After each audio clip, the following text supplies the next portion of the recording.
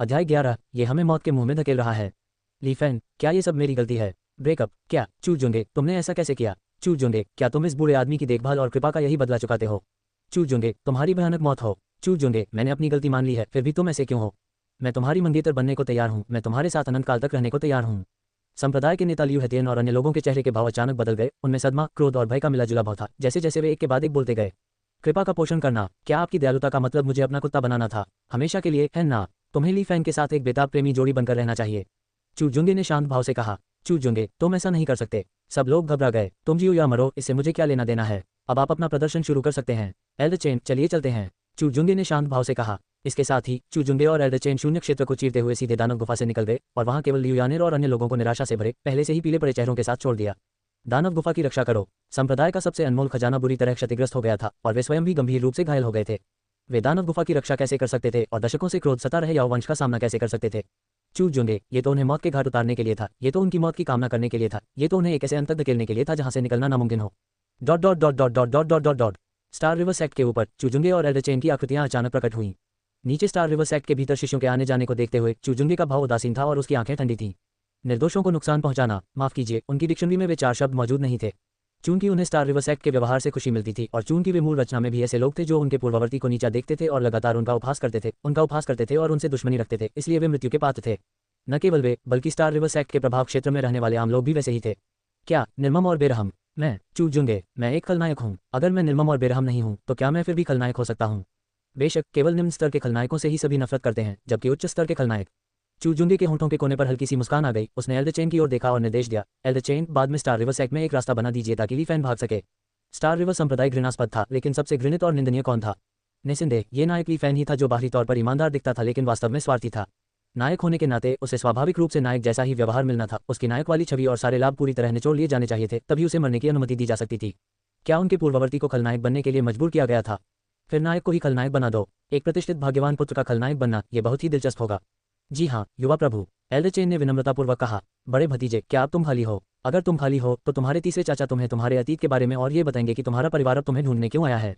दोनों की बातचीत समाप्त होने के बाद चू बाशान चू जुंगे के बगल में प्रकट हुआ। उसने चू जुंगे के कंधे पर हाथ रखा और उत्साहपूर्वक कहा, ठीक है तीसरे चाचा। हालांकि उसे सारी बातें पहले से ही पता थी, फिर भी स्वाभाविक रूप से इसका कोई न कोई वाजिब कारण तो होना ही था। चूंकि वह वैसे भी खाली था, इसलिए चू जुंगे मुस्कुराते हुए मान गया। Dot dot dot dot dot dot dot dot dot. उसी समय स्टार रिवर संप्रदाय के भीतर, या यूं कहें कि दानव गुफा के भीतर, जैसे ही चू जुंग चली गई, चू जुंग और उन भयानक आभाओं के गायब हो जाने का एहसास होते ही याओ जाति ने दंगा कर दिया। राक्षस गुफा की गहराई से अनगिनत दहाड़ें और गुर्राहटें फूट पड़ी, जो भयानक क्रोध और आक्रोश से भरी थीं। पल भर में पूरी राक्षस गुफा कांपने लगी और राक्षसी ऊर्जा की लहरें उमड़ पड़ीं। दूर से विशाल आकृतियां धुंधली सी दिखाई दे रही थीं, जो तेजी से पास आकर आक्रमण करने की कोशिश कर रही थीं। ली फैन, लियू यानेर और अन्य लोग, जो अभी भी निराशा में डूबे हुए थे, अचानक चौंक गए और वास्तविकता में लौट आए। ज्यादा सोचे बिना संप्रदाय के उच्च पदस्थ सदस्य और भाग्य के पुत्र तथा उनकी महिला साथी घबराकर दानव गुफा से भाग निकले। संप्रदाय में लौटकर संप्रदाय प्रमुख लियू हेतियन ने तुरंत संप्रदाय की घंटी बजाई और गुरु को शिष्यों को इकट्ठा करने का आदेश दिया ताकि वे राक्षसी लहर के आक्रमण का प्रतिरोध कर सकें। इसके बाद उन्होंने शेष लोगों को चर्चा के लिए संप्रदाय के मुख्य कक्ष में ले गए। थप्पड़। हॉल में प्रवेश करते ही संप्रदाय के नेता लियू हेतियन ने ली फैन के चेहरे पर जोरदार थप्पड़ मारा। गंभीर रूप से घायल ली फैन के पास पलटवार करने की शक्ति नहीं थी और वह सीधे हवा में उछलकर जमीन पर जा गिरा। अशुभ, ये सब तुम्हारी गलती है, सब तुम्हारी वजह से हुआ है। हमने न केवल शाही परिवार को नाराज किया है, बल्कि स्टार रिवर संप्रदाय को भी विनाश के कगार पर ला खड़ा किया है। तुम मर क्यों नहीं जाते? अशुभ। संप्रदाय के नेता लियू हेतियन की आंखें गुस्से से लाल हो गई थीं और वह दहाड़ रहे थे। अन्य बड़े बुजुर्ग भी वैसे ही थे, सभी गुस्से से उसे फटकार रहे थे। उनकी आंखों में ठंडक और रोष भरा हुआ था जब वे ली फैन को देख रहे थे। क्या वे खुद को दोषी मानते हैं? स्पष्टतः वे सभी अपराधों का दोष केवल ली फैन पर ही डालेंगे। उद्धरण चिन्ह, प्रश्नवाचक चिन्ह, उद्धरण चिन्ह। ली फैन अविश्वास से भरा हुआ था और लगातार खून थूक रहा था। वे आखिर क्यों कहेंगे कि नायक एक अजय तिलचट्टा है? देखो, इस तरह खून थूकने के बाद भी वह फिर से उठ खड़ा हो सकता है। ली फैन, तुमने मुझे बहुत निराश किया है। अगर तुम न होते तो चू जुंगे मेरे साथ ऐसा बर्ताव क्यों करता और संप्रदाय के साथ ऐसा बर्ताव क्यों करता? ये सब तुम्हारी वजह से है, तुम पापी हो, एक साधारण नश्वर प्राणी। तुम्हारी हिम्मत कैसे हुई चू जुंगे के दिव्य रक्त की लालसा करने की, यहाँ तक कि फाउंडेशन एस्टेब्लिशमेंट के लिए चू जुंगे के दिव्य रक्त का उपयोग करने की इच्छा रखने की भी? तुम्हारे कारण संप्रदाय अब बेहद विकट स्थिति में है, तुम्हें संप्रदाय को बचाने का कोई रास्ता ढूंढना होगा। लियू यानेर ने गुस्से में कहा। उद्धरण चिन्ह, प्रश्नवाचक चिन्ह, प्रश्नवाचक चिन्ह, प्रश्नवाचक चिन्ह, उद्धरण चिन्ह। ली फैन पर एक बार फिर बिजली गिरी। उसे कभी उम्मीद नहीं थी कि जिस व्यक्ति से वह प्यार करता है वही उसे बार बार चोट पहुंचाएगा। उसने लियू यानेर की ओर देखा, फिर उन बुजुर्गों की ओर देखा जो कभी उसके प्रति दयालु और आभारी थे, लेकिन अब घृणा से भरे हुए थे। ली फैन ने गहरी सांस ली, मुट्ठियां भींची, और जब उसने अपना सिर नीचे किया तो उसकी आंखों में आक्रोश और क्रोध भरा हुआ था। यदि आप अन्याय करते हैं तो मुझे बेवफा होने का दोष मत दीजिए। चू जुंगे मरने लायक है और तुम तो उससे भी ज्यादा मरने लायक हो। तुम सब मरने लायक हो, तुम सब मरने लायक हो। क्या दिव्य शरीर होना इतना बड़ा गुण है? क्या शाही परिवार अपनी मनमर्जी कर सकता है? बस प्रतीक्षा करो, बस प्रतीक्षा करो, एक दिन मैं शाही परिवार को कुचल दूंगा, मैं चुजुंगे को कुचल दूंगा, मेरा भाग्य मेरा है, स्वर्ग का नहीं। आज की इस बेइज्जती का बदला मैं भविष्य में 100 गुना लेकर चुकाऊंगा। सौभाग्य से संयोगवश मुझे एक टेलीपोर्टेशन ताबीज मिल गया। मैं मूल रूप से लियू यानेर को लेकर स्टार रिवर सेक्ट की विरासत का कुछ अंश बचाने के लिए यहाँ से जाना चाहता था, लेकिन अब तुम सब नरक में जाओ, तुम सब नरक में जाओ। ली फैंग के दिल में लगातार गर्जना हो रही थी। जहां तक दूसरों को साथ ले जाने की बात है, ये बिल्कुल असंभव था। ली फैंग ने कभी इस बारे में सोचा भी नहीं था। लियू यानेर उसकी प्रेमिका थी, इसलिए वह उसे लेने को तैयार था। अगर वह उन्हें लेता तो क्या उसके रहस्य उजागर करना आसान नहीं हो जाता? अब तो लगता है हम इस घटिया नौकरानी को भी यहीं रुककर मरने का इंतजार करना चाहिए। हर गलती इस शिष्य की गलती है। गुरुजी, सभी वरिष्ठगण, यान एक कृपया निश्चिंत रहें, मेरे पास संप्रदाय के संकट को हल करने का उपाय है। मैं अभी जाकर इसे करूंगा और मैं निश्चित रूप से संप्रदाय के खतरे को सुरक्षा में बदल दूंगा।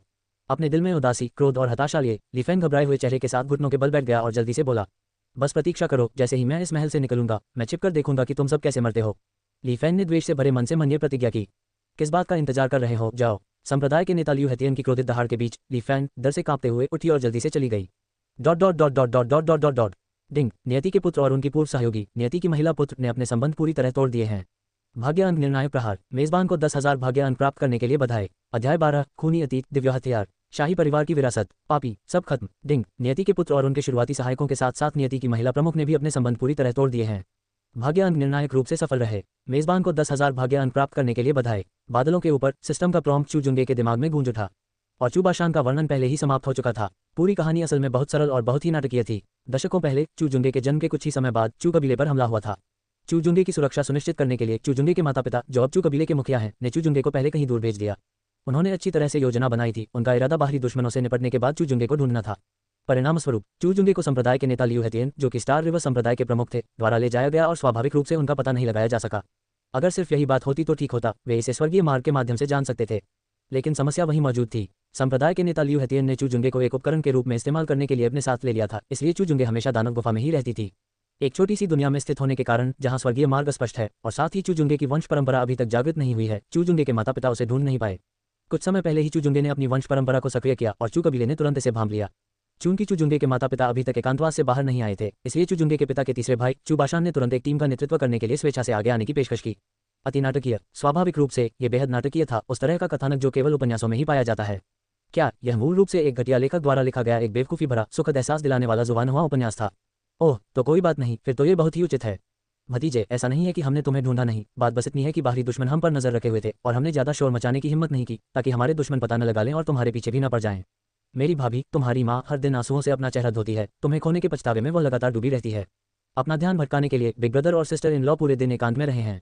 तुम्हारे वंश के सक्रिय होने से पूरा परिवार हिल गया है। जल्द ही तुम्हारे माता पिता को यह खबर मिलेगी और वे एकांतवास से बाहर आ जाएंगे। मुझे उम्मीद है कि तुम बड़े भाई, भाभी या परिवार को दोष नहीं दोगे।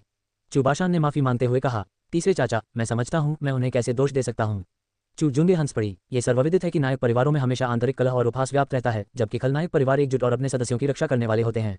यहाँ भी स्वाभाविक रूप से यही स्थिति थी। मूल रचना में चू वंश ने मूल शरीर की रक्षा के लिए कोई कसर नहीं छोड़ी, चाहे वह मूल शरीर के माता पिता हो या पूरा परिवार, सभी ने बिना किसी हिचकिचाहट के पूरी कोशिश की। सम्राट वंश की पृष्ठभूमि को देखते हुए और पूरे परिवार के अपने सदस्यों की रक्षा करने के रवैये को देखते हुए क्या चू जुंगे ऐसे परिवार को दोष दे सकती है? जिस किसी को भी इस तरह की पृष्ठभूमि के बारे में पता होता, वह अपने सपनों से हंसते हुए जाग जाता। ये तो बस एक शाही संयोग था। यह अच्छा है, यह अच्छा है। चूबाशान ने राहत की सांस ली, अपनी छाती थपथपाई और वीरतापूर्वक कहा, परिवार ने तुम्हारे कारनामों की जांच कर ली है। चिंता मत करो, तुम जो भी करोगे परिवार तुम्हारा साथ देगा। परिवार के कहने पर एल्डर चेन आपके आदेशों का पालन करने के लिए यहाँ आए हैं। यदि आपको कोई बात हो तो एल्डर चेन को बता दीजिए। बड़े चेन ने तुम्हारे पिता और हम भाइयों को बड़े होते देखा है, इसलिए तुम्हें बड़े चेन का सम्मान करना चाहिए। अगर तुम्हें किसी चीज़ की जरूरत हो तो बस तीसरे चाचा से संपर्क करना और तीसरे चाचा तुरंत मदद के लिए आ जाएंगे। यहाँ के मामलों को निपटा लेने के बाद जितनी जल्दी हो सके परिवार के पास लौट आइए। पूरा परिवार आपके लौटने का इंतजार कर रहा है। इसके साथ ही चूबाशान ने एल्डर चेन का परिचय कराया और चू जुंगे को एक चाप सौंपी। इस बारे में सोचने के बाद चूबाशान को लगा कि यह पर्याप्त सुरक्षित नहीं है, इसलिए उसने चू जुंगे को एक दिव्य हथियार दिया और कहा कि यह चू जुंगे के लिए एक उपहार है। दैवीय हथियार क्या है? शुवानहुआ की दुनिया में जादुई खजाने, निम्न से उच्च क्रम में नश्वर हथियार, गहन हथियार, खजाना कलाकृति, दाव कलाकृति, युद्ध हथियार, दिव्य हथियार, स्वर पहुंचने वाला दिव्य खजाना और चरम दाव सम्राट हथियार हैं। इस युग में जहां विभिन्न सम्राट कुलों या प्रमुख शक्तियों के कुल दमनकारी खजानों के रूप में चरम दाव सम्राट हथियार प्रकट नहीं होते हैं, स्वर पहुंचने वाले दिव्य खजाने दुर्लभ हैं और कई स्वर्गीय वेदी क्षेत्र के शक्तिशाली लोगों के पास दिव्य हथियार भी नहीं है। यही एक सम्राट वंश की नींव है। धन्यवाद तीसरे चाचा। चू जुंगे ने औपचारिकता नहीं बरती और सहर्ष दिव्य हथियार स्वीकार कर लिया। चूबाशान इससे बहुत प्रसन्न हुआ। उसे परिवार के सदस्यों का अत्यधिक विनम्र होना पसंद नहीं था और चू जुंगे उसे बहुत पसंद थी, बाकी लोगों के विपरीत। परिवार के एक युवा शिष्य के बारे में सोचते हुए चूबाशान ने थोड़ा सा माथा सिकुड़ा, फिर शांत हो गया। अब जब बड़े भाई का बेटा लौट आया है तो उस बच्चे की उपयोगिता समाप्त हो चुकी है, उसके बारे में अब सोचने की कोई जरूरत नहीं है। भतीजे, तीसरे चाचा जा रहे हैं। चुबाशान दिल खोलकर हंसा, उसकी आकृति तेजी से धुंधली होती गई और अंततः गायब हो गई। एल्डर चेन, मैंने आपको परेशान किया है। चू जुंगे ने आदरपूर्वक एल्डर चेन को प्रणाम किया। युवा स्वामी बहुत विनम्र हैं। इस वृद्ध सेवक के लिए ये सम्मान की बात है कि वह युवा स्वामी की सेवा कर पा रहा है। बड़े चेन घबराए हुए थे और उन्होंने चू जुंगे को उठने में मदद की। उनके चेहरे पर दयालु मुस्कान थी और उन्होंने कहा, युवा स्वामी, इस बूढ़े सेवक ने पता लगाया है कि ली फैन, जिसे आपने मुझे देखने के लिए कहा था, उसके पास एक प्राचीन टेलीपोर्टेशन ताबीज है। उसे ये संयोगवश मिल गया होगा। अगर यह बूढ़ा नौकर उसे नहीं रोकता है तो यह बच्चा इस टेलीपोर्टेशन ताबीज की मदद से बाधा को पार कर सकता है। क्या आपको मेरे द्वारा कोई व्यवस्था करने की आवश्यकता है? ये सुनकर चू जुंगे ने अपनी भौहें ऊपर उठा लीं। क्या ली फैन के पास भी टेलीपोर्टेशन का ताबीज था? मूल रचना में इस बिंदु का उल्लेख नहीं किया गया था। बेशक एक उपन्यास हर जगह इतने बारीक विवरणों में नहीं जाता, ये सामान्य बात थी। नियति के पुत्र से जैसी उम्मीद थी, उसका नायक प्रभामंडल वास्तव में शक्तिशाली था, लेकिन फिर भी इसका कोई अर्थ नहीं था। अत्यधिक शक्तिशाली प्रतिद्वंद्वी के सामने नायक का हेलो बेकार था, अन्यथा ली फैन का पता नहीं चलता। अगर उसके पास टेलीपोर्टेशन ताबीज हो तो और भी अच्छा है। फिर एल्डर चेन, मैं आपसे अनुरोध करता हूं कि पहले उस पर एक छाप लगा दे ताकि उसके ठिकाने का पता लगाया जा सके। ध्यान रखें कि उसे छाप का पता न चले। जहां तक टेलीपोर्टेशन ताबीज की बात है, उसे रोकने की कोई जरूरत नहीं है, लेकिन मुझे आपसे एल्डर चेन ये खबर बाहरी दुनिया को जारी करने की जरूरत है कि चू जुंगे ने धीरे धीरे अपनी योजना बताई। जी हाँ युवा स्वामी, कृपया निश्चिंत रहें, ये वृद्ध सेवक उचित व्यवस्था कर देगा। ये सब सुनने के बाद एल्डर चेन के चेहरे पर प्रशंसा के भाव प्रकट हुए और उन्होंने मन ही मन आह भरते हुए सोचा, जैसा कि बड़े युवा मालिक के बच्चे से उम्मीद थी, वाकई बहुत बुद्धिमान है। आजकल के ये युवा वाकई खेलना जानते हैं, मैं भी हैरान हूँ। Dot dot dot dot dot dot dot dot dot Li Fang गायब हो गया। स्टार रिवर सेक्ट के उच्च अधिकारियों को यह खबर तुरंत मिल गई। संप्रदाय के नेता लियू हेतियन और अन्य लोगों ने तुरंत प्रतिक्रिया दी, यह महसूस करते हुए कि ये दरिंदा उन्हें केवल धोखा दे रहा था और उसका संप्रदाय के साथ मरने का कोई इरादा नहीं था। बेवकूफ, देखो तुमने कैसा आदर्श पति चुना है, इसने तो सीधे सीधे हमें धोखा दे दिया। क्रोधित आंखों से संप्रदाय के नेता लियू हेतियन ने अपने क्रोध में आकर लियू यानेर के चेहरे पर एक जोरदार थप्पड़ मारा। लियू यानेर ने अपना चेहरा ढक लिया, उसका दिल टूट गया था और उसकी आंखों में थोड़ी सी नाराजगी झलक रही थी। ये नाराजगी उसके पिता के प्रति नहीं, बल्कि ली फैंग के प्रति और साथ ही खुद के प्रति थी। वह अंधी थी, वह ली फैंग के प्यार में कैसे पड़ सकती थी? इस कृतघ्न ने तो संप्रदाय को भी छोड़ दिया और उसे भी। उसे ढूंढो, ली फैंग को ढूंढो। सब कुछ ली फैंग की वजह से शुरू हुआ। क्या वह अकेले भागना चाहता है? ये तो बस एक सपना है। वह इतनी तेजी से नहीं भाग सकता। अगर हमें मरना ही है तो हम साथ मरेंगे। ली फैंग को किसी भी कीमत पर भागने नहीं दिया जा सकता। संप्रदाय के नेता लियू हेतियन ने क्रोध से दहाड़ मारी। उसके बोलते ही अचानक दानव गुफा के प्रवेश द्वार से एक जोरदार दहाड़ सुनाई दी। पलक झपकते ही अपार राक्षसी ऊर्जा आकाश में उमड़ पड़ी और संपूर्ण स्टार रिवर सेक्ट के पर्वत द्वार का आकाश तुरंत धुंधला हो गया। एक दमनकारी आभा ने आकाश और पृथ्वी को घेर लिया। याओ जाति ने दानव गुफा को तोड़कर अंदर प्रवेश कर लिया था। याओ वंश अवतरित हो चुका है। सब खत्म हो गया। ये संप्रदाय समाप्त हो गया है। क्या से क्या हो गया? हम सब पापी हैं। अध्याय 13 ली फैन भाग गया। ली फैन ने खून की उल्टी की। ली फैन, क्या मैं मानव जाति का गद्दार हूँ? वध, एक तरफा नरसंहार। दशकों से संचित क्रोध से ग्रसित राक्षसी जाति का सामना करते हुए संपूर्ण स्टार रिवर संप्रदाय के पास प्रतिरोध करने का कोई मौका नहीं था। अगर संप्रदाय के नेता लियू हेतियन और अन्य लोग घायल नहीं हुए होते और अगर स्टार रिवर प्लेट क्षतिग्रस्त नहीं हुई होती तो वे मुकाबला करने में सक्षम हो सकते थे। लेकिन अब यह स्पष्ट रूप से असंभव था। राक्षसी जाति एक विनाशकारी शक्ति की तरह पूरे संप्रदाय में फैल गई और स्टार रिवर संप्रदाय के पर्वतीय द्वार के हर कोने में पीड़ा की चीखें गूंज थीं। न केवल लाशें इधर उधर बिखरी पड़ी थीं, बल्कि हवा में खून की एक मोटी गंध फैली हुई थी और बड़ी मात्रा में खून इकट्ठा होकर छोटी छोटी धाराएं बना रहा था। संक्षिप्त झड़प के बाद स्टार रिवर संप्रदाय के उच्च पदस्थ सदस्य दहशत में आ गए। अपनी हार जानते हुए वे तुरंत भाग जाना चाहते थे। हालांकि एल्डर चेन ने पूरे स्टार रिवर संप्रदाय को सील कर दिया था। भला निर्वाण क्षेत्र के साधक द्वारा स्थापित अवरोध को कोई कैसे तोड़ सकता था? भाग नहीं सकते, पीछे हटने का कोई रास्ता नहीं। संप्रदाय के नेता लियू हेतियन, लियू यानेर और अन्य लोग ये दृश्य देखकर हताश हो गए। ली फैंग, तुम्हारी भयानक मौत हो। ली फैंग, तू कमीना है। ली फैंग, तुम तो बिल्कुल निकम्मे हो। संप्रदाय के नेता लियू हेतियन, लियू यानेर और अन्य लोगों के मुख से घृणा और निराशा की गर्जना फूट पड़ी। हाँ, ली फैंग, वे चू जुंगे से नफरत नहीं करते थे, बल्कि यूं कहें कि वे ली फैंग से कहीं ज्यादा नफरत करते थे। भयंकर गर्जना के बीच लियू यानेर और अन्य सभी मारे गए। उन्हें असंख्य राक्षसी जाति के सदस्यों ने टुकड़े टुकड़े कर दिया। पहली नजर में राक्षसी जाति के सदस्यों का घना झुंड सचमुच ज़ोंबी जैसा लग रहा था, जो लगातार लियू यानेर और अन्य लोगों को कुतर रहा था। सन ऑफ डेस्टिनी की महिला मुख्य किरदार, मौके पर ही मौत हो गई। ये देखकर चू जुंगे को संतोष हुआ और ली फैंग, जो अंधेरे में छिपा हुआ था, ये देखकर और भी अधिक संतुष्ट महसूस कर रहा था। उसकी आंखों में उत्साह की चमक थी। ली फैंग ने अपने हाथ में पकड़ी रिकॉर्डिंग की छड़ी एक तरफ रख दी। उसके होठों पर हल्की सी मुस्कान आ गई। चू जुंगे और चू जुंगे, तियानहुआन महाद्वीप पर केवल चू वंश का ही शासन नहीं है, जो एक शाही वंश है। आपके द्वारा राक्षसी जाति को मानव जाति के संप्रदाय पर हमला करने की अनुमति देना मानव जाति के साथ विश्वासघात करने के समान है। हे, मैंने सारे सबूत रिकॉर्ड कर लिए हैं। बस इंतजार करो, जैसे ही मैं इस रिकॉर्डिंग पत्थर को छोड़ूंगा, न केवल तुम्हारा दुर्भाग्य होगा, बल्कि चू वंश को भी नुकसान उठाना पड़ेगा। हमारे बीच की दुश्मनी अभी खत्म नहीं हुई है। जीत की भावना से भरे मन से ली फैंग ने अपनी मुठ्ठियां भींच ली और उत्साह से भर गया। चू जुंगे को इस विकट परिस्थिति में फंसते देख ली फैंग को मन ही मन बहुत खुशी हुई। तो क्या हुआ अगर उसके पास दिव्य शरीर है? तो क्या हुआ अगर वह शाही खानदान से है? तुमने मुझे सीधे न मारकर जो अहंकार दिखाया, उसी से तुम्हारा अंजाम तय हो गया है। एक गहरी सांस लेते हुए ली फैंग ने खुद को शांत किया, फिर अपनी हथेली को पलटकर एक जैद ताबीज दिखाया, जिसे उसने तुरंत तोड़ दिया। स्थानिक शक्ति का विस्फोट हुआ। जैसे ही ली फैंग की आकृति गायब होने वाली थी, उसने लियू यानेर और संप्रदाय प्रमुख लियू हेतियन के बारे में सोचा और उसकी आंखों में उदासी की एक झलक दिखाई दी। औरत, हम अब से केवल साधना ही सर्वोपरि है। औरतें तो मेरी तलवार निकालने की गति को ही धीमा करेंगी। स्पष्टतः नियति के पुत्र के रूप में ली फैंग की मानसिकता में चू जुंगे के कारण सूक्ष्म परिवर्तन आया था। Dot dot dot dot dot dot dot dot dot ding, नियति के पुत्र की मानसिकता बदल गई है और मेजबान के प्रभाव से वह काला पड़ने लगा है। भाग्य अंक निर्णायक हिट, मेजबान को 4000 भाग्य अंक प्राप्त करने के लिए बधाई। Ding, the son of destiny की महिला मुख्य किरदार की मृत्यु हो गई है। The son of destiny, Li Fan के लक हेलो को नुकसान पहुंचा है। लक पॉइंट्स में भारी गिरावट, होस्ट को 6000 लक पॉइंट्स प्राप्त करने के लिए बधाई। जैसे ही सिस्टम की 2 चेतावनी वाली आवाजें सुनाई दी, चू जुंगे के चेहरे पर हल्की सी मुस्कान आ गई। बहुत बढ़िया, उसके पास पहले से ही 50,000 भाग्य अंक थे। इस योजना के पूरा होने के बाद उसके पास निश्चित रूप से इतने भाग्य अंक होंगे कि वह उन्हें बदल सके। चू जुंगे ने एल्डर चेन की ओर देखकर कहा, एल्डर चेन, व्यवस्था कैसी चल रही है? युवक, स्वामी, निश्चिंत रहें। इस पुराने सेवक ने आपके निर्देश पहले ही पहुंचा दिए हैं और इस पर काम शुरू हो चुका है।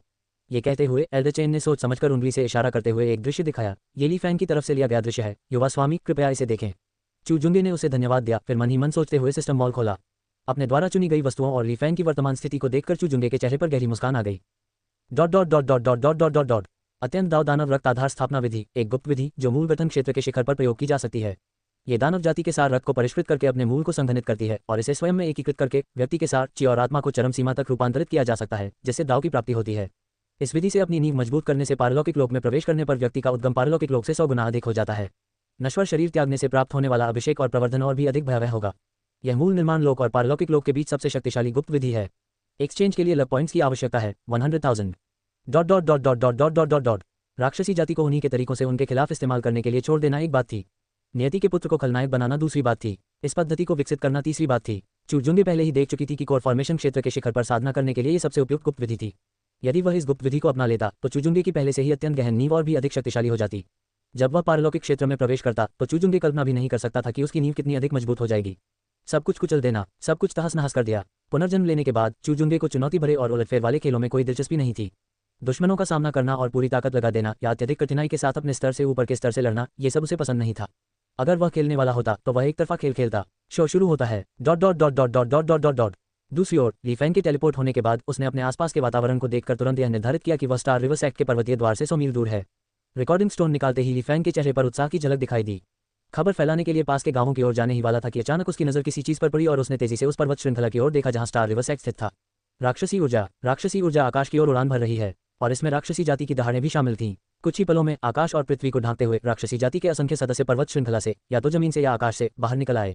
बाधा हट गई है। ली फैन की आंखें लाल हो गई थीं। मैं अभी निकला था और उस दरिंदे चू जुंगे ने स्टार रिवर सेक्ट की नाकाबंदी तोड़ दी। फिर मेरा वो टेलीपोर्टेशन ताबीज, क्या वो बेकार ही नहीं चला गया? ली फैन इतना गुस्से में था कि उसके मुंह से खून निकलने ही वाला था। वह पहले तो चू जुंगे को तुरंत बेनकाब करना चाहता था, जिसने स्टार रिवर सेक्ट का नरसंहार करने के लिए राक्षसी जाति को भेजा था। लेकिन मौजूदा हालात में कहने के लिए क्या बचा था? दौड़ना, जल्दी भागो। अगर वह बहुत देर से भागा तो वह भी मर जाएगा। उसके शरीर में एक सिहरन दौड़ गई। ली फैन ने आगे सोचने की हिम्मत नहीं की और बेतहाशा दूर की ओर भागा, यहाँ तक कि उसने अपनी चोटों के ठीक न होने के बावजूद अपनी ऊर्जा और रक्त को जबरदस्ती इस्तेमाल करने के दुष्परिणामों की भी परवाह नहीं की। आधे दिन तक भागने के बाद ली फैन आखिरकार एक मानव जाति के शहर के बाहर पहुंचा और तभी उसने राहत की सांस ली। मानव जाति के शहर की रक्षा के लिए शक्तिशाली साधक अवश्य ही तैनात होंगे। मुझे यहाँ चिंता करने की कोई जरूरत नहीं है। ऐसा क्यों लग रहा है जैसे कोई बड़ी सेना इकट्ठा हो रही है? दूर शहर के द्वार पर बड़ी संख्या में मानव जाति के साधकों को एकत्रित देखकर ली फैन दंग रह गया और थोड़ा भ्रमित भी हुआ। फिर उसे बात समझ में आ गई। वास्तव में राक्षसी जाति की ओर से इतनी बड़ी हलचल के कारण उनका चिंतित होना और प्रतिरोध करने के लिए साधकों को इकट्ठा करना स्वाभाविक था।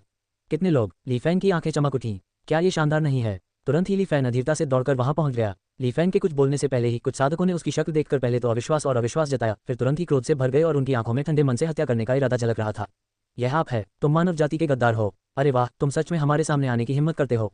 मौत को दावत देना। गर्जनाएं गूंज उठी और बड़ी संख्या में साधकों ने ली फैन को जान से मारने के इरादे से हमला कर दिया। उद्धरण चिन्ह प्रश्नवाचक चिन्ह प्रश्नवाचक चिन्ह प्रश्नवाचक चिन्ह उद्धरण चिन्ह। ली फैन, मैं कौन हूँ? मैं कहाँ हूँ? मुझे क्या करना होगा? उसका सिर चकरा रहा था। अध्याय 14 ली फैन, मैं खलनायक हूँ। ये सब मेरे शब्द हैं। अब प्रदर्शन करने की मेरी बारी है। ली फैन फिर से भाग गया, दयनीय हालत में कुत्ते की तरह भागता हुआ। सौभाग्य से उसका नायक आभा मंडल पूरी तरह से चकनाचूर नहीं हुआ था। इसलिए भले ही ली फैन के पास केवल चरम शारीरिक शक्ति स्तर की साधना थी और वह गंभीर रूप से घायल था, फिर भी वह असंख्य साधकों की घेराबंदी से बच निकलने में कामयाब रहा। जंगल में गहराई में छिपकर पीछा करने वालों के न होने की पुष्टि करने के बाद ली फैन ने खून का एक और घूंट थूक दिया। ये सिर्फ उसकी चोटों के कारण ही नहीं था, बल्कि उसके दिल में सुलग रहे गुस्से के कारण भी था। मैं गद्दार? मैं कब गद्दार बन गया? चू जंग गद्दार है। ये चू जंग है। मैं तो यहाँ चू जुंगे के घिनौने कृत्यों को उजागर करने आया था, लेकिन इससे पहले कि मैं उसे उजागर कर पाता, मैं ही गद्दार बन गया। इसके बारे में सोचते ही ली फैन गुस्से से भड़क उठा और वह पूरी तरह से हैरान रह गया। स्पष्ट रूप से ली फैन की अंतरात्मा ने उसे बताया कि इसके पीछे चू जुंगे का हाथ होना चाहिए। इसलिए काफी विचार विमर्श के बाद ली फैन ने अंततः एक निर्णय लिया। उसे पता लगाना ही था कि आखिर चल क्या रहा है। वह न केवल ये पता लगाना चाहता था कि उसे कौन नुकसान पहुंचा रहा है, बल्कि उसे ये भी समझने की जरूरत थी कि वास्तव में क्या हो रहा है, अन्यथा वह पूरी तरह से अंधेरे में था। ठीक इसी तरह ली फैन ने अपना वेश बदला और चुपके से मानव जाति के शहर त्यानान शहर लौट आया। वह बिना किसी घटना के, बिना किसी की नज़र में आए वापस लौट आया। तियानान शहर में प्रवेश करने और यह पुष्टि करने के बाद कि उसका भेद नहीं खुला है, ली फैन ने आखिरकार राहत की सांस ली। और फिर जैसा कुछ नहीं था। ली फैन बेहद गुस्से में थी। उसने पहले सोचा था कि जानकारी इकट्ठा करना मुश्किल और उजागर होने की आशंका वाला होगा, लेकिन धिक्कार है, जैसे ही वह शहर में दाखिल हुआ, ली फैन की आंखें गुस्से से फटने लगीं। शहर के ऊपर शून्य लोक में प्रदर्शित प्रक्षेपण को निसंकोच घूरते हुए ली फैन क्रोध से कांप उठा। आसपास मौजूद भीड़ की चर्चाओं, उनके उंगली उठाने और उसके प्रति उनकी नफरत को सुनने के बाद ली फैन ने दबी हुई सी कराह निकाली और उसके मुंह के कोने से एक बार फिर खून बह निकला।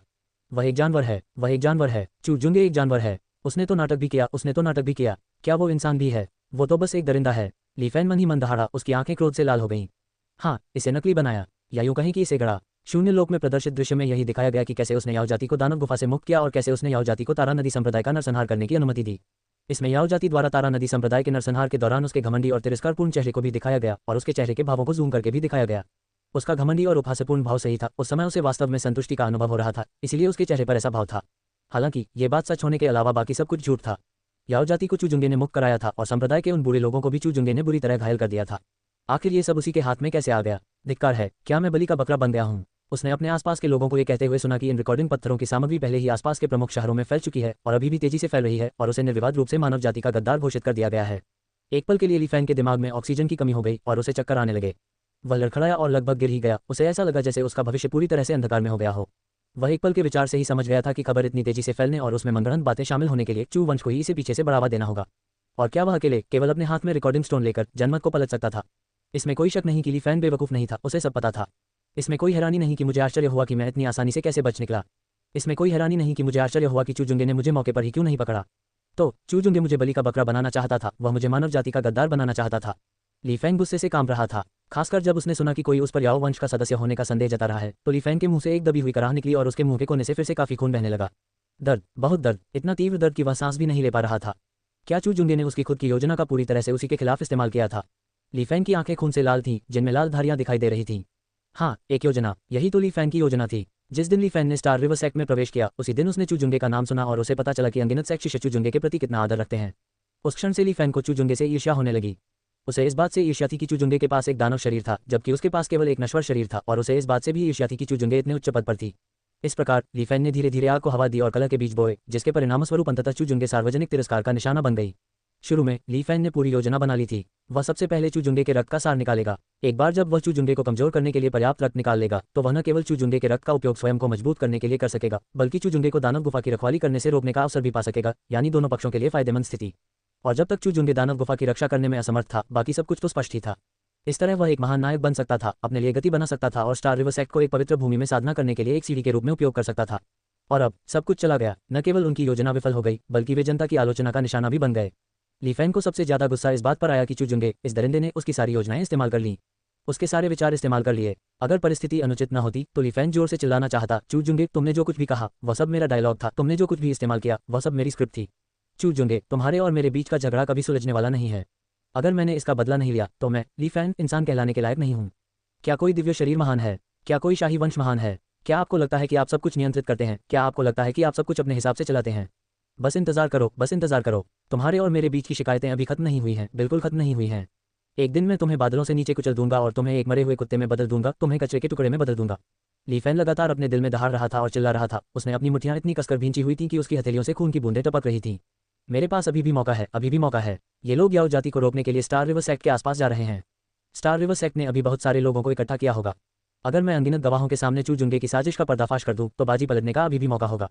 एक गहरी सांस लेते हुए और खुद को शांत करने की कोशिश करते हुए ली फैन की आंखें उदास थीं, क्योंकि वह मन ही मन सोच रहा था। वह इन साधकों का पीछा करते हुए स्टार रिवर सेक्ट के आसपास के इलाके में जाने वाला था। चू जुंगे, बस तुम इंतजार करो। क्या तुम्हें लगता है कि तुमने सब कुछ सोच समझ लिया है?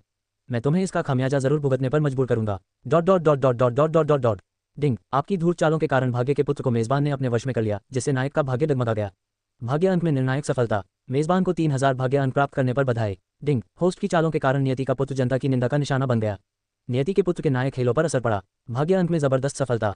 होस्ट को 5000 भाग्य अंक प्राप्त करने पर बधाई। डिंग डिंग डिंग। होस्ट ने नियति के पुत्र को खलनायक बताकर बदनाम किया और यह बात दूर दूर तक फैल गई। नायक का हेलो क्षतिग्रस्त हो गया और नियति के पुत्र का भाग्य बुरी तरह गिर गया। भाग्य अंक में भारी गिरावट। होस्ट को 20,000 भाग्य अंक प्राप्त करने पर बधाई। चू जुंगे के दिमाग में लगातार सिस्टम नोटिफिकेशन की एक श्रृंखला बज रही थी। सिस्टम नोटिफिकेशन ने उसकी स्क्रीन को पूरी तरह से भर दिया था। उन्हें देखते ही चू जुंगे के चेहरे पर तुरंत मुस्कान आ गई। 1,00,000 पॉइंट्स। उन्होंने न केवल लक्ष्य हासिल किया, बल्कि उससे कहीं अधिक हासिल किया। इस एक ही बार में उसे सीधे 60,000 भाग्य अंक प्राप्त हो गए। चूजुंगे के पास अब कुल 1,10,000 भाग्य अंक हो गए। शायद जल्द ही ली फैंग की नायक वाली छवि पूरी तरह चकनाचूर हो जाएगी। लेकिन कोई बात नहीं, योजना पहले से ही तैयार है, लाभ को अधिकतम करना मुश्किल नहीं होगा। चूजुंगे ने मन ही मन सोचा और एक विचार के साथ ही उसने सिस्टम मॉल को बुलाया और निर्णायक रूप से एक गुप्त तकनीक प्राप्त की। अब समय आ गया है कि मैं मंच पर जाऊं और प्रदर्शन करूं। Dot dot dot dot dot dot dot dot dot. अध्याय 15 आ रहे हैं। राक्षस क्रोधित हैं, ली फैंग की आंखें खून से लाल हैं, यह एक जानवर है। इस दिन स्टार रिवर संप्रदाय के निकट रहने वाले लोगों ने अपने जीवन के नए सवेरे का स्वागत किया। वरिष्ठ चू काटा हुआ हीरोचू प्रकट हुए। Extreme doubt diamond blood foundation establishment method को हासिल करने और उसमें महारत प्राप्त करने के लिए 100,000 लक पॉइंट्स खर्च करने के बाद चूजुंगे ने सीधे तौर पर खुद को प्रकट किया। इस स्थान की रक्षा मैं करता हूँ। जो भी मेरी मानव जाति को ठेस पहुंचाएगा, चाहे कितनी भी दूर क्यों न हो, उसे दंडित किया जाएगा। दुष्ट ऊर्जा से घिरे और युद्ध की तीव्र इच्छा शक्ति से परिपूर्ण चूजुंगे शून्य लोक में एक दिव्य लंबी तलवार लिए खड़ा था। उसने तलवार की नोक अनगिनत याओ जाति के सदस्यों की ओर तान दी और ठंडे स्वर में बोला, उद्धरण चिन्ह प्रश्नवाचक चिन्ह उद्धरण चिन्ह। चूजुंगे की आकृति को देखकर याओ जाति के कई सदस्य लगभग डर के मारे पेशाब करने ही वाले थे और सहज रूप से पीछे हटना चाहते थे। फिर चूजुंगे की बात सुनकर याओ जाति के सदस्य अचंभित रह गए। क्या आपने हमें रिहा नहीं किया और हमें अपनी इच्छा अनुसार हत्या करने को कहा? अब आप हमसे कह रहे हैं कि जो भी मेरी मानव जाति को ठेस पहुंचाएगा, चाहे कितनी भी दूर तक क्यों न पहुंचाए, उसे दंडित किया जाएगा। क्या आप इस बारे में गंभीर हैं? दुर्भाग्यवश याओ जाति के सदस्यों की इस उलझन का किसी ने जवाब नहीं दिया। सबकी निगाहों के बीच नीचे उतरने और एक हाई प्रोफाइल घोषणा करने के बाद चूजुंगे ने और कुछ कहने का समय नहीं गंवाया। उसके हाथ में मौजूद दिव्य हथियार तेजी से बाहर निकला। उसकी तेज तलवार जैसी रोशनी पहाड़ों और नदियों को गिराने, शून्य क्षेत्र को चीरने और विशाल अंधेरे ब्रह्मांड को स्पष्ट रूप से प्रकट करने में सक्षम प्रतीत हुई। उसका दिव्य शरीर सक्रिय हो गया और चूजुंगे के पीछे देवताओं और दानव स्वामियों के प्रेत प्रकट हुए, मानो दो रक्षक चूजुंगे के दोनों ओर झुक रहे हों। ऐसा लग रहा था मानो उसे देवताओं और दानवों का आशीर्वाद प्राप्त हो और चूजुंगे के भीतर एक प्राचीन अमर शक्ति पुनर्जीवित हो उठी हो। तलवार का एक ही वार 9 प्रांतों में एक ठंडी रोशनी की तरह फैल गया, मानो स्वर्ग और पृथ्वी के बीच केवल एक ही रंग बचा हो, तलवार की रोशनी का रंग। पल भर में चूजुंगे के एक ही तलवार के वार से याओ जाति के दर्जनों सदस्य सीधे धूल में मिल गए। शरीर को मजबूत करने का क्षेत्र तत्काल मारा, रक्त क्षेत्र का शोधन तत्काल मारा, स्पिरिट्सी रियल्म, कोर फॉर्मेशन रियल्म और यहाँ तक कि ट्रांसेंडेंट रियल्म, ये सभी पल भर में नष्ट हो गए। चूजुंगे की तलवार की धार के नीचे सब कुछ एक क्षणभंगुर भ्रम जैसा था। याओ जाति का एक भी सदस्य इसका विरोध नहीं कर सका। उद्धारकर्ता आ गए हैं। ये बहुत बढ़िया है। हमारे मानव जाति के सर्वशक्तिशाली नेता अवतरित हो गए हैं। ये वही है, ये वही है, ये वही है। सीनियर चू, ये सीनियर चू हैं, वही सीनियर चू जिन्होंने दशकों तक स्टार रिवर सेक्ट की दानव गुफा की रक्षा की। क्या ये वही सीनियर चू है जिन्होंने दशकों तक अकेले ही स्टार रिवर डेमन केव को दबाए रखा? हम बच गए, हम बच गए। मानव जाति के लोग जो पहले कांप रहे थे और पूरी तरह से निराश थे, चूजुंगे की आकृति को देखकर, विशेष रूप से उनकी दिव्य शक्ति को देखने के बाद, उनके चेहरे पर तुरंत आश्चर्य और खुशी के भाव उभर आए और उनका मनोबल पल भर में आसमान से ऊपर उठ गया। जब कोई चूजुंगे के कारनामों के बारे में बात करता था तो उससे विस्मय की लहरें उठती थीं। उद्धरण चिन्ह प्रश्नवाचक चिन्ह प्रश्नवाचक चिन्ह प्रश्नवाचक चिन्ह उद्धरण चिन्ह। शेष याओ जाति के सदस्य वे समझ गए, वे सब समझ गए। अब तो याओ जाति के कम बुद्धिमान सदस्य भी समझ गए थे कि क्या हो रहा है। लानत है, जानवर, ये व्यक्ति तो एक दरिंदा है। तुमने ही हम याओ जाति के सदस्यों को रिहा किया है और तुम ही हमारा इस्तेमाल अपनी छवि बनाने और वाहवाही बटोरने के लिए कर रहे हो। सुनो, क्या कोई इंसान ऐसा करेगा? हम याओ जाति के सदस्य इतने क्रूर भी नहीं हैं। हालांकि वे व्यथित और क्रोधित थे, ये स्पष्ट था कि उनके पास बोलने या कुछ कहने का कोई अवसर नहीं था। चूजुंगे का शरीर क्षण भर में प्रकट हुआ और वह याओ जाति के प्रत्येक सदस्य के ठीक सामने आकर ठंडे भाव से युद्ध में संलग्न हो गया। या यूं कहें, एक तरफा नरसंहार। चूजुंगे, जो अपने पूर्ववर्ती की यादों के साथ पूरी तरह से विलीन हो चुका था, निस्संदेह शक्तिशाली युद्ध कौशल रखता था। उसकी वर्तमान विनाशकारी कायापलट क्षमता के साथ उसकी भयावह शक्ति कल्पना से परे थी। चूजुंगे की उपस्थिति में खूनी युद्ध किसी कला की तरह था। तलवार की हर हल्की और सुरुचिपूर्ण चाल के साथ याओ जाति के कई सदस्य खून बहाते हुए गिर पड़े और चूजुंगे ने चुपचाप उनके याओ जाति के सार का रक्त एकत्र कर लिया। उनकी यह भयानक शक्ति और सब कुछ दबाने का उनका अंदाज हमेशा विस्मयकारी था। अनगिनत मानव जाति के सदस्य चूजुंगे की ओर एकत्रित हो गए, सभी श्रद्धापूर्वक उनकी ओर देख रहे थे। चूजुंगे, तुम मरने के लायक हो। जैसे जैसे चूजुंगे का नरसंहार जारी रहा, याओ जाति के शक्तिशाली योद्धाओं ने भी इस असामान्य स्थिति को देखा और एकत्रित हो गए।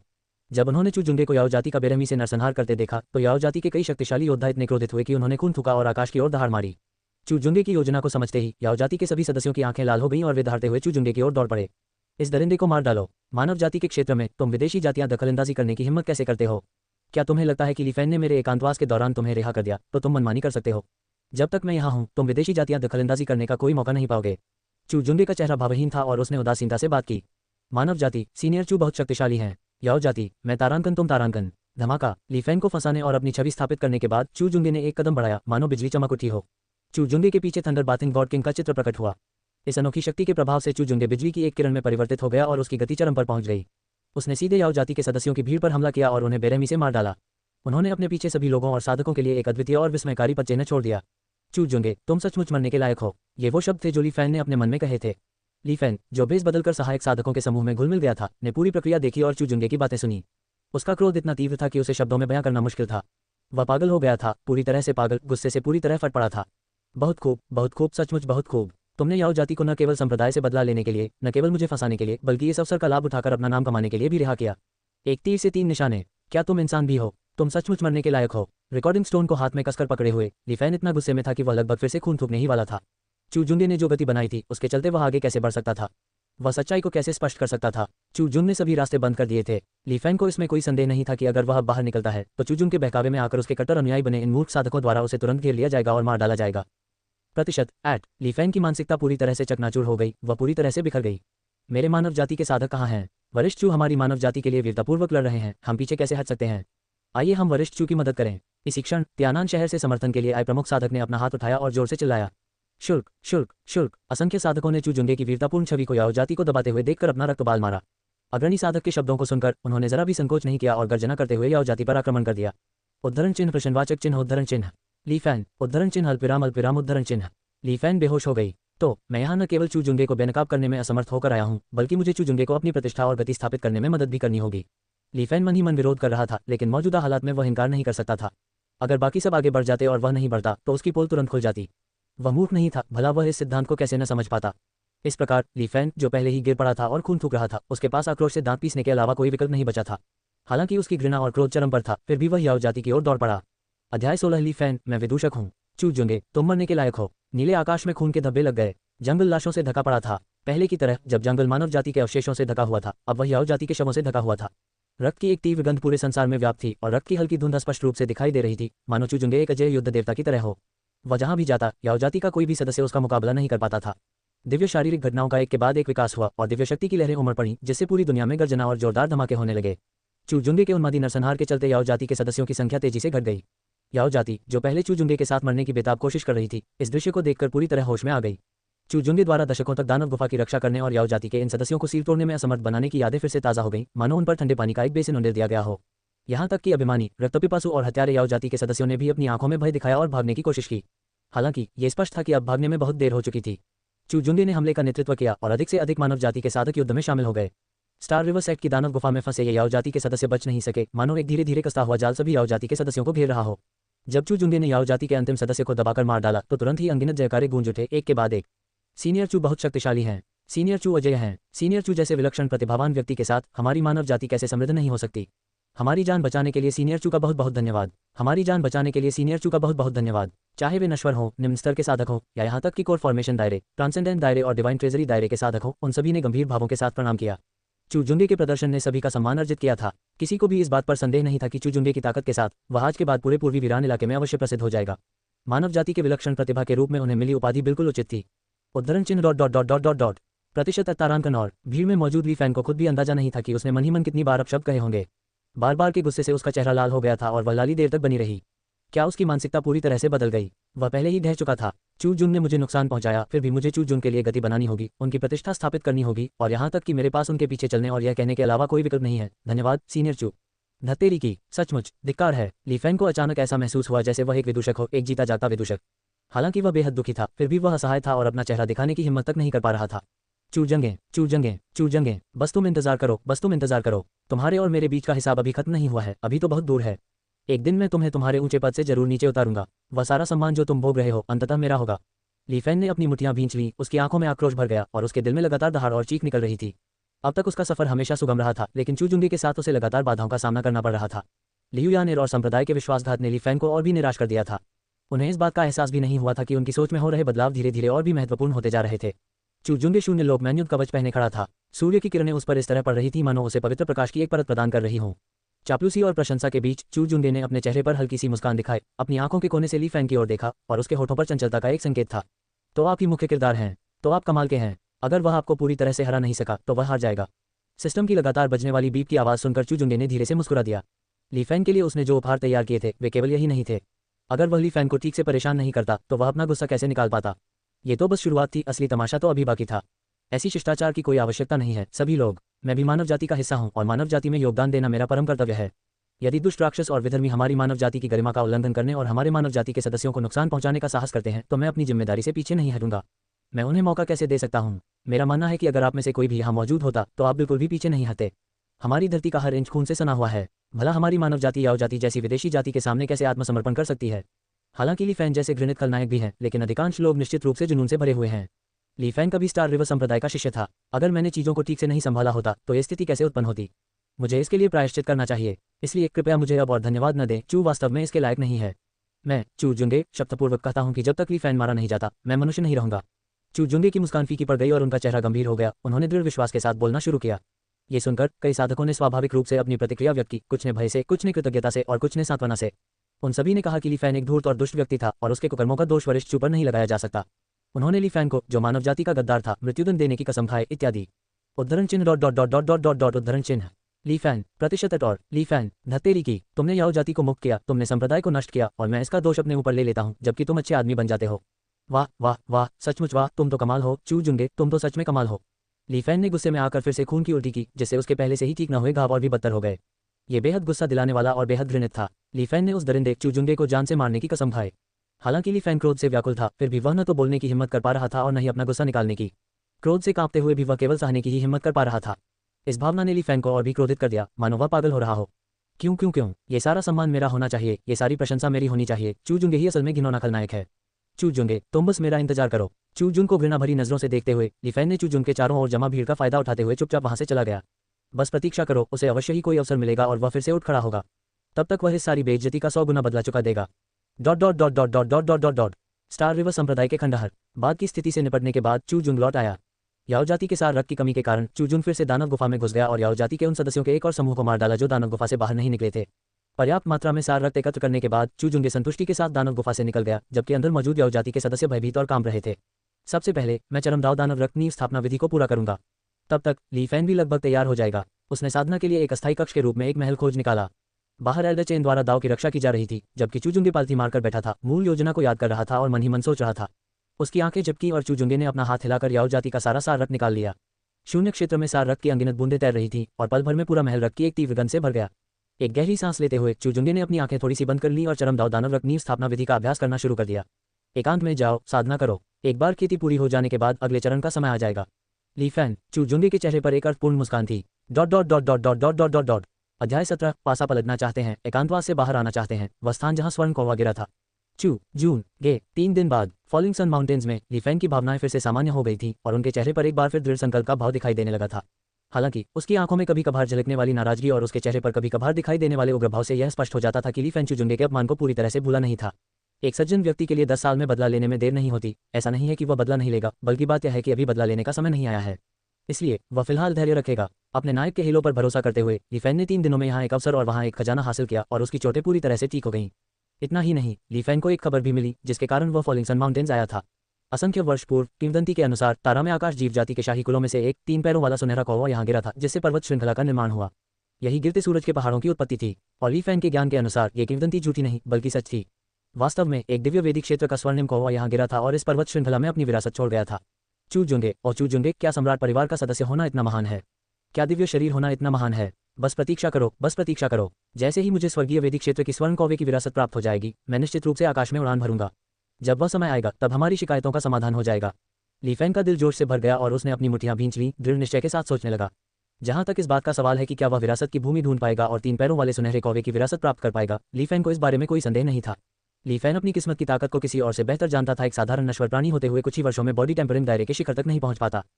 उन्हें पूरा विश्वास था कि वे विरासत हासिल कर सकते हैं। Dot dot dot dot dot dot dot dot dot. महल में स्थित स्टार रिवर संप्रदाय के खंडहर। भनभनाहट, रहस्यमय प्रकाश की एक हल्की सी किरण चमकी और एक प्राचीन, महान और अमर आभा पल भर में चू जुंगे के शरीर से गुजर गई। ऐसा लगा मानो दिव्य राक्षसों की फुसफुसाहट सुनाई दे रही हो, मानो वे चू जुंगे की प्रशंसा में गीत गा रहे हों। जब उसने अपनी आंखें खोली तो उनकी गहराई से दिव्य प्रकाश निकला, जो चू जुंगे की दृष्टि के ठीक नीचे शून्य को चीरता और भेदता हुआ आगे बढ़ा। चू जुंगे के शरीर के चारों ओर एक भयावह आभा चमक रही थी और दाव चिन्हों की लकीरें नीचे लटक रही थी, जो अनंत गहनता का संचार कर रही थी। 3 दिनों के एकांतवास के बाद चू जुंगे ने एक अभूतपूर्व कायापलट कर लिया था। उसकी हर हरकत किसी प्राचीन क्रूर जानवर जैसी थी। चू जुंगे के दबाव को अंतरिक्ष भी सहन नहीं कर पा रहा था और उसमें लहरें उठने लगी थीं। चरमदाव दानव रक्त नींव स्थापना विधि पूर्ण हो गई। चू जुंगे कोर फॉर्मेशन दायरे की सीमा तक पहुंच चुका था, ट्रांसेंडेंट दायरे में प्रवेश करने से बस आधा कदम दूर। यद्यपि उसकी साधना में कोई वृद्धि नहीं हुई थी, फिर भी चू जुंगे की शक्ति में अचानक हुई भयावह वृद्धि स्पष्ट रूप से दिखाई दे रही थी।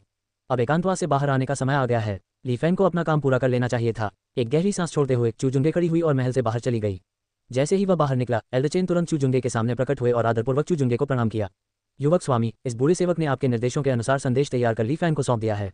ये बच्चा अब गिरते सूरज के पहाड़ों पर पहुंच चुका है। विनम्रतापूर्वक बोलते हुए एल्डरचेन ने एक दुर्बल दुष्ट ऊर्जा से युक्त भंडारण अंगूठी चू जुंगे को सौंप दी। युवा स्वामी, त्याने पवित्र भूमि को दिव्य दानव रक्षकों द्वारा पूरी तरह से नष्ट कर दिया गया है और इसके सभी शिष्यों को मार डाला गया है। ये वे संसाधन हैं जो दिव्य दानव रक्षकों ने तियाने पवित्र भूमि से एकत्र किए हैं। जी हाँ, ली फैन को जो खबर मिली थी वह चुजुंगे ने ही दी थी। अन्यथा नायक के इतने अविवेकी धोखेबाज होने की व्याख्या कैसे की जा सकती है। फॉलिंग सन पर्वत श्रृंखला का निर्माण कम से कम 10 मिलियन वर्ष पहले हुआ था, फिर भी इन अनगिनत वर्षों में किसी ने भी गोल्डन क्रो की विरासत को नहीं खोजा था। लेकिन ली फैन जैसे ही वहां पहुंचा उसे तुरंत वह मिल गया, मानो वह उसी के लिए विशेष रूप से बनाया गया हो। मूल समय रेखा के अनुसार ये गोल्डन क्रो लेगेसी जिसने ली फैन की पूरी विकास प्रक्रिया को प्रभावित किया इस समय प्रकट नहीं होनी चाहिए थी। लेकिन इससे कोई फर्क नहीं पड़ता था। अगर इसे इस समय प्रकट नहीं होना था तो ली फैन को इसे जल्दी ढूंढने भेज दो। नायक के प्रभामंडल प्रोटागोनिस्ट हेलो के साथ चू जुंगे को पूरा विश्वास था कि ली फैन इसे जरूर ढूंढ लेगा। अगर उसे धीरे धीरे इंतजार करना पड़ता या खुद ही उसे ढूंढना पड़ता तो समय बर्बाद होता और चू जुंगे की दिलचस्पी खत्म हो जाती। अपने पिछले जीवन में जब वह खलनायक थीम वाले उपन्यास पढ़ता था तो उसे सबसे ज्यादा नापसंद ये था कि किसी नियति के पुत्र की हत्या की प्रक्रिया लंबी खींचती जाती थी और लगातार सस्पेंस पैदा करती रहती थी। बेहतर यही था कि इस जटिल समस्या को सुलझाया जाए, ली फैन से पूरी तरह से फायदा उठाया जाए और फिर उसे तुरंत मार डाला जाए। इससे मामला खत्म हो जाएगा। एल्डर चेन, आपकी मेहनत के लिए धन्यवाद। चू जुंगे ने स्टोरेज रिंग ली और आभार व्यक्त किया। इस बूढ़े नौकर को बस इतना ही करना चाहिए, एल्डर चेन ने आदरपूर्वक कहा। तियाने पवित्र भूमि से प्राप्त संसाधनों के साथ दिव्य खजाना क्षेत्र तक साधना करना आसान होगा। परिवार में लौटने से पहले मैं अपनी साधना को यथासंभव अधिकतम कर सकता हूँ। रिंग में जमा संसाधनों को भांपते हुए चू जुंगे ने हल्की सी मुस्कान दिखाए। इतना खराब भी नहीं। हालांकि उसके पास सम्राट परिवार का सहारा था, लेकिन अगर वह सम्राट परिवार के संसाधनों को प्राप्त करने से पहले खुद को यथासंभव मजबूत बना लेता तो स्वाभाविक रूप से सम्राट परिवार उसे और अधिक महत्व देता। ये तो स्पष्ट है। चूंकि ली फैन जा चुका है इसलिए एल्डर चेन, चलिए हम भी चलते हैं, चू जुंगे ने धीरे से कहा। जी हाँ युवा प्रभु, एल्डर चेन ने जवाब दिया। Dot dot dot dot dot dot dot dot dot falling sun पर्वत विरासत भूमि की खोज करते हुए कई लड़ाइयों के बाद भी ली फैन को विरासत भूमि नहीं मिली थी, लेकिन उसकी साधना पहले ही रक्तशोधन क्षेत्र में प्रवेश कर चुकी थी। अपनी बढ़ती हुई ताकत और शरीर में दौड़ते खून को महसूस करते हुए ली फैन ने अपने शरीर को हिलाया और उसके चेहरे पर खुशी की एक झलक दिखाई दी। हालांकि जब उसने चू जुंगे की भयानक ईश्वर समान और दानव समान शक्ति के बारे में सोचा तो उसका चेहरा तुरंत जम गया और फिर से भावहीन हो गया। अगर वह रिफाइनिंग ब्लड दायरे में होता तो भी वह चू जुंगे का मुकाबला नहीं कर पाता। धिक्कार है, इस घृणित चू जुंगे ने उसे अपना सार रक्त देने से इनकार कर दिया, अन्यथा वह इतनी आसानी से शोधन रक्त क्षेत्र में कैसे प्रवेश कर पाता। मुझे वहां खिंचाव क्यों महसूस हो रहा है? क्या यह विरासत की भूमि हो सकती है? खेद से सोचते हुए अचानक उसे एक विचार आया। ली फैन ने एक विशेष दिशा में देखा और उसकी आंखें धीरे धीरे चमक उठीं। अपने दिल की धड़कन तेज होते देख ली फैन की सांसें भी तेज हो गईं। हाँ बिल्कुल सही, ये गोल्डन क्रो की विरासत ही होनी चाहिए। अगर यह नहीं भी है तो कोई और अवसर तो जरूर होगा। जब भी उसे कोई अवसर मिलता था उसे हमेशा यही एहसास होता था। दिल की धड़कन तेज होने के साथ ली फैन ने बिना किसी झिझक के तुरंत उस जगह की ओर दौड़ लगाई जहां से उसे वह अनुभूति हुई थी। कुछ ही देर में ली फैन एक पत्थर की दीवार के सामने पहुंच गया। उसके आते ही पत्थर की दीवार ने ली फैन की आभा को महसूस किया और उस पर तुरंत रेखाएं फैल गईं। पल भर में स्थानिक ऊर्जा की हल्की हल्की धाराएं एकत्रित हुईं और पत्थर की दीवार से एक शानदार चमक निकली। अंततः पत्थर की दीवार पर धीरे धीरे घूमता हुआ एक काला भंवर बन गया। स्थानिक मार्ग, केवल शून्य शोधन क्षेत्र से ऊपर के शक्तिशाली प्राणी ही एक छोटी दुनिया खोल सकते हैं। बिल्कुल सही, ये वही विरासत भूमि है जिसे उस दिव्य वेदिक क्षेत्र के 3 पैरों वाले सुनहरे कौवे ने अपनी मृत्यु से पहले खोला था। हाँ, ये तो बहुत बढ़िया है, हद से ज्यादा बढ़िया। स्वर्ग कभी किसी का रास्ता नहीं रोकता। चू जुंगे, बस तुम इंतजार करो, यह मेरे उत्थान की शुरुआत होगी। एक दिन मैं, ली फैन, तुम्हें जरूर बताऊंगा कि कल के अपमान का बदला आज लेने का क्या मतलब होता है। तुमने मुझे जो भी अपमान पहुंचाया है मैं उसे अपने दिल में अंकित कर लूंगा और मैं उसका पूरा बदला लूंगा। उसका चेहरा आनंद से भरा था, उसकी आंखें चमक रही थीं। ली फैन भावनात्मक रूप से उत्तेजित था। उसे ऐसा लग रहा था जैसे उसने कठिनाइयों पर विजय प्राप्त कर ली हो और वह आकाश की ओर एक लंबी चीख निकालने से खुद को रोक नहीं सका। वह दिन निश्चित रूप से बहुत दूर नहीं होगा। सच में। इसी क्षण ली फैन के पीछे से एक शांत आवाज सुनाई दी। इस परिचित आवाज को सुनकर ली फैन कारण ही कांप उठा और उसे अपने सिर में झुंझुनी महसूस हुई। उसने सहज रूप से अपना सिर घुमा लिया। तब जैसा कुछ नहीं था। ली फैन का शरीर अकड़ गया, उसकी आंखों में क्रोध की आग भड़क उठी।